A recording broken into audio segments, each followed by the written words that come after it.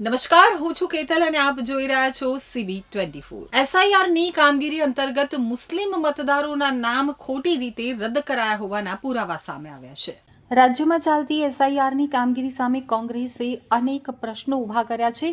તાજેતરમાં જ કોંગ્રેસના પ્રદેશ પ્રમુખ અમિત ચાવડાએ જણાવ્યું હતું કે ભાજપ ખોટા ફોર્મ નંબર 7 ભરી અને લાખો નાગરિકોનો મતાધિકાર છીનવવા માંગે છે।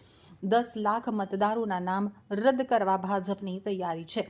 અન્ય રાજ્યની જેમ ગુજરાતમાં પણ SIRની કામગીરી શરૂ કરવામાં આવી છે, જે દરમિયાન પણ કોંગ્રેસે વોટ ચોરી થતી હોવાના આક્ષેપ કર્યા હતા। મતદાર સુધારણાની કામગીરી માટે BLOએ ઘરે ઘરે જઈ અને ડોક્યુમેન્ટની ખરાઈ કરી અને વિગતો અપડેટ કરી હતી। જો કે તે બાદ મત રદ કરવાનો હોય તો તેના નજીકના લોકો માટે ફોર્મ નંબર 7 ભરવાની સૂચના આપવામાં આવી હતી। તો ફોર્મ નંબર 7 ભરી અને વાંધા રજૂ કરવામાં આવતા તે વ્યક્તિનું નામ રદ કરવામાં આવતું હોય છે। પરંતુ કોંગ્રેસે આક્ષેપ કર્યો હતો કે ફોર્મ નંબર 7માં અરજી કરનાર એક વ્યક્તિ જ અનેક લોકોના નામ રદ કરવા માટે વાંધો ઉઠાવતા હોવાનું સામે આવ્યું છે। તેમજ ફોર્મ નંબર 7માં વાંધા રજૂ કરનારે વિગતમાં એપિક નંબર ન લખ્યો હોય તો ક્યાંક મોબાઈલ નંબરની વિગત ખોટી હોવાનું સામે આવ્યું છે।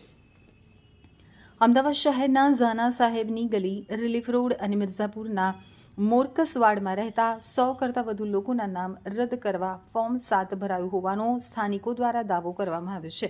આ વિસ્તારોમાં જન્મથી રહેતા 60 વર્ષ કરતાં વધુ ઉંમરના 100 કરતાં વધુ લોકોના નામ રદ કરવા માટે એક વ્યક્તિએ ફોર્મ ભર્યું હોવાનો સ્થાનિકોએ પુરાવા બતાવી દાવો કર્યો છે। શનિવારે BLO ખરાઈ કરવા માટે જે લોકોના નામ રદ કરવા માટે ફોર્મ 7 ભરાયા છે તેમના ઘરે પહોંચ્યા હતા।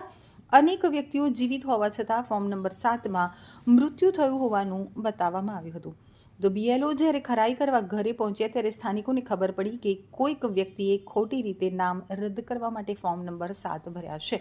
જ્યારે સુરતમાં મુસ્લિમ બહુમતી ધરાવતા અનેક વિસ્તારમાં SIRની કામગીરી વિવાદમાં આવી છે। ખાસ કરીને લિંબાયતના અનવરનગરમાં રહેતા 50 વર્ષથી રહેતા અંદાજે 200 જેટલા જીવિત લોકોની ફોર્મ 7માં મૃત જાહેર કરી દેવામાં આવતા સ્થાનિકોમાં રોષ વ્યાપ્યો છે, તેમજ હાથમાં પુરાવા સાથે રસ્તા ઉપર ઉતર્યા છે। અનવરનગરના રહીશોનો સીધો આક્ષેપ છે કે ભાજપના કોર્પોરેટર વિક્રમ પોપટ પાટીલે લિંબાયત વિસ્તારમાં મુસ્લિમ મતદારો સામે વાંધા અરજીઓ દાખલ કરી છે। BLO તરીકેની પ્રક્રિયામાં દરમિયાનગીરી કરી અને ફોર્મ નંબર 7 ભરી અને આ નામો કમી કરાવવાના પ્રયાસો થયા હોવાનું ચર્ચાઈ રહ્યું છે। આટલી મોટી સંખ્યામાં મતદારોને નિશાન બનાવવામાં આવતા સમગ્ર વિસ્તારમાં રાજકીય ગરમાવો આવી ગયો છે। સ્થાનિકોનું કહેવું છે કે આ એક સુનિયોજિત કાવતરું છે, જેનો હેતુ ચોક્કસ સમુદાયના મતો કાપવાનો છે। जब से वोटिंग करते आ रहे हैं, अभी अभी ऐसा हुआ कि ये 7 नंबर का फॉर्म निकाला है और उसके अंदर मेरे को मूर्त जाहिर किया है। हमारे इस विस्तार के लिंबायत विस्तार के विक्रम पोपट पाटिल करके भाजपा के कॉर्पोरेटर है। इन्होंने हमारे विरुद्ध 200 लोगों के फॉर्म, कम से कम लोगों को 7 नंबर के फॉर्म मिले।